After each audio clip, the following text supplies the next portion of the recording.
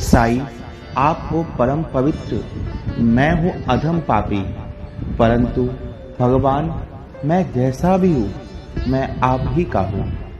जब आपका मैं नाम सुनता हूँ कि आप भक्त वत्सल्य हो, तो मेरा हृदय बहुत दुखी हो जाता है कि आप केवल भक्तों के लिए वात्सल्यता दिखाते हो, परंतु मैं तो भक्त ही नहीं।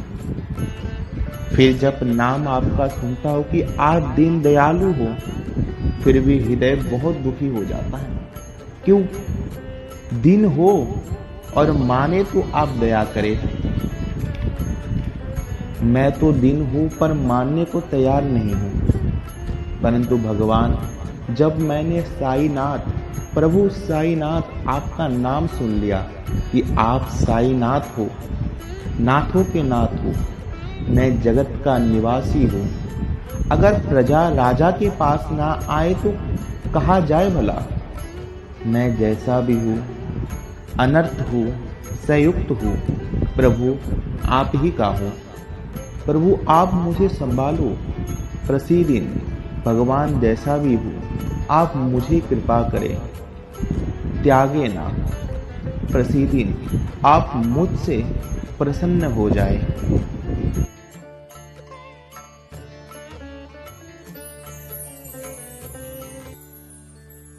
सभी साईं भक्तों को मेरा तहे दिल से सलाम, प्रणाम, सत श्री अकाल और ओम साई शरणम। मैं इफ़त अफरीदी साईराज बांग्लादेश से हूँ और मैं मुस्लिम हूँ। शायद 2011 से मैं मेरे साईं की शरण में हूँ। ये 12 साल से मैं मेरे साईं की भक्ति कर रहा हूँ। मेरा उम्र 21 साल है। मैं मेरे साथ घटित लीला का व्याख्यान कुछ देर बात करता हूँ। सबसे पहले मैं शुक्रिया करता हूँ मेरे साईं का, और फिर साईं पूजा चैनल का मेन ओनर एकता आर्या पूजा दीदी का। वो मुझे मौका दिया अब सबके साथ मेरे लीलाओं का शेयर करने का। बाबा की इतनी लीलाएं हैं मेरे साथ, अगर मैं लिखने बैठूं तो हज़ारों पन्नों का 2-4 किताब तो शायद बन ही जाएगा। तो मेरे साईं को पाना भी एक लीला था। आज आप सबसे वही शेयर करता हूँ। वो मेरे जीवन का, मेरे साईं का पहली लीला है। सन 2011 में, तब मैं 11 साल की था। तो 14 अक्टूबर के रात और 15 अक्टूबर के दिन, जो कि साईं बाबा का महासमाधि दिवस भी है, तो उस दिन रात मेरे सपने में साईं आए। आज भी याद है वो नूरानी चेहरे को। तब मैं साईं को नहीं जानता था। तो सपने में कुछ ऐसा हुआ, एक बूढ़ा व्यक्ति आया और मुझसे खाना मांगने लगा। तो जाहिर सी बात है, तब मैं छोटा था, मेरे पास सपने में खाना नहीं था। तो मैं उससे कहा कि आप मेरे साथ मेरे घर आइए, आपको खाना देता हूँ। तो वो कहने लगा, घर? हाँ, घर तो जाऊँगा, पहले तू मेरे साथ चल, तुझे कुछ देना है। ये कह के वो मेरे हाथ पकड़कर एक मूर्तियों की दुकान ले गई और वहाँ से एक पोटली दी। वो पोटली मैंने खोला, वहाँ एक मूर्ति था, पत्थर पे बैठा हुआ, पैर पे पैर दे के, हाथ देकर राजा जैसे बैठे थे वो देखते ही वो व्यक्ति गायब हो गया और सुबह भी हो गया। तो मेरी माँ ने मुझे नींद से जगा दी और कहने लगा, आज हमें किसी के घर जाना है, दावत है।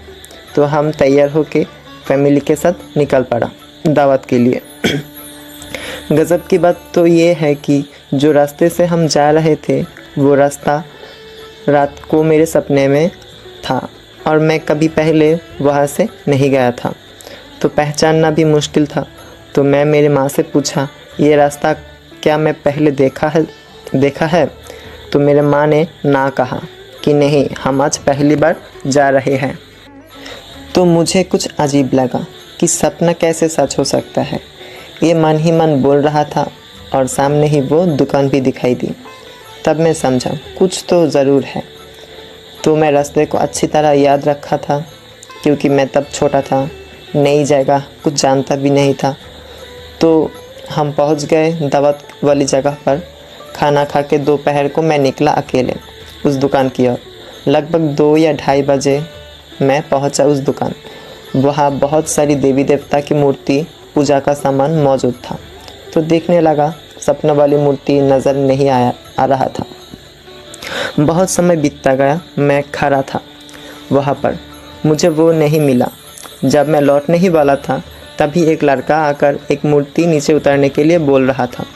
एकदम ऊपर एक कोने में बस 2 ही मूर्ति था। एक उस लड़के ने खरीद ली। उस मूर्ति का कीमत था 480 रुपये। तो वो लड़का वो खरीदे और चला गया। मैं दूसरा मूर्ति को देखता ही रहा। एक पल दुकानदार ने मुझसे कहा, क्या तुम्हें ये चाहिए? तो मैंने बोल दी हाँ। तो वो बोले 270 रुपये दो। तब मैंने कहा कि क्यों? वही मूर्ति वो लड़का ले गया 480 में और आप हमें इतनी कम कीमत में क्यों दे रहे हो? तब वो हंसते हंसते बोला, क्या तुम्हारे पास और भी पैसे हैं? तो मैंने कहा कि जी मेरे पास तो पैसे हैं पर गिना नहीं कितना है। तो गिनते गिनते देखा कि मेरे पास 270 रुपये ही था।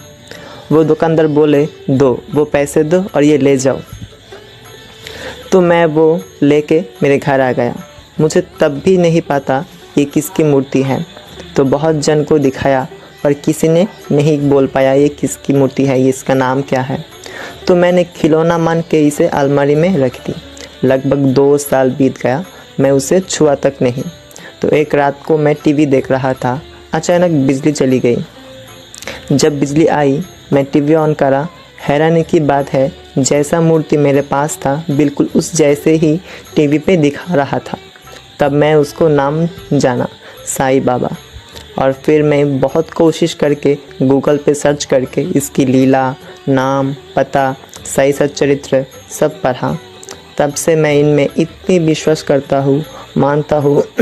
उस दिन से एक भी दिन मिस नहीं गया होगा मेरे ज़ुबान पर साईं नाम ना आया हो। उस दिन से मेरे साथ बहुत लीलाएं हुई है, जो कि मानने वालों के लिए ये दैविक शक्ति का अलावा कुछ नहीं और ना मानने वालों के लिए चिंता का विषय ही है। ये कैसे संभव है? मैं कुछ बात आपसे अभी कह नहीं सकता, पर वो बात साईं अगर ना होते तो मैं आज बहुत बुरा इंसान होता। आज जितना भी अच्छाई मौजूद है सब साईं की मेहर है। बस एक दुख की बात बताता हूँ कि मैं मेरे साईं की भक्ति करते समय बहुत कुछ झेला था, क्योंकि मैं मुस्लिम हूँ और मुस्लिम किसी की पूजा अर्चना नहीं कर सकता। तो मेरे फैमिली भी मुझे बहुत रोका, बहुत मारा पीटा भी। लोग तो मुझसे मिलना भी नहीं चाहते थे। तो बचपन मेरा अकेला ही बीता अधिकांश। मेरे फैमिली ने तो मुझे लेकर क्या कुछ नहीं किया। पीर पैगंबर की फूका हुआ पानी से लेकर जीन, टोटका, जादू टोना सब कर चुके थे।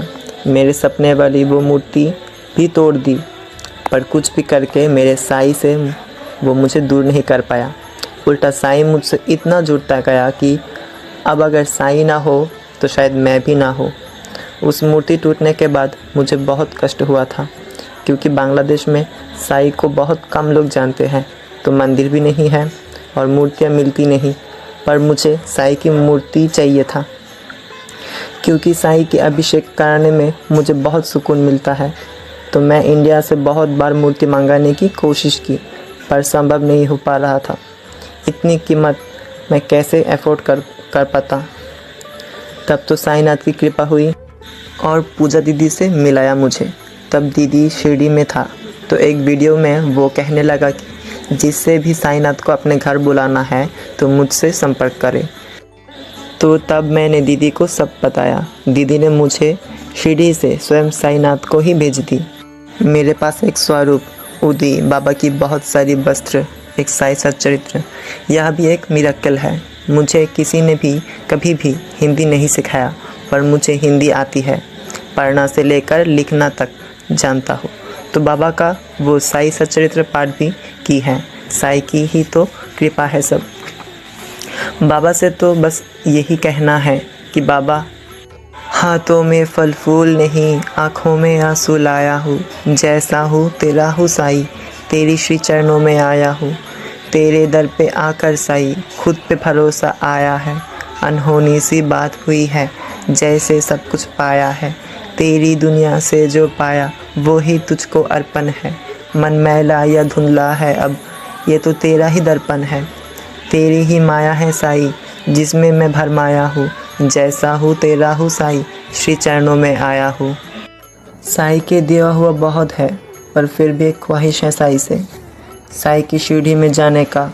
द्वारका माई में बैठने का, अपने नज़दीक से साईं को और एक बार देखने का, लाइन लगाकर साईं भक्तों के साथ साईं को निहारने का।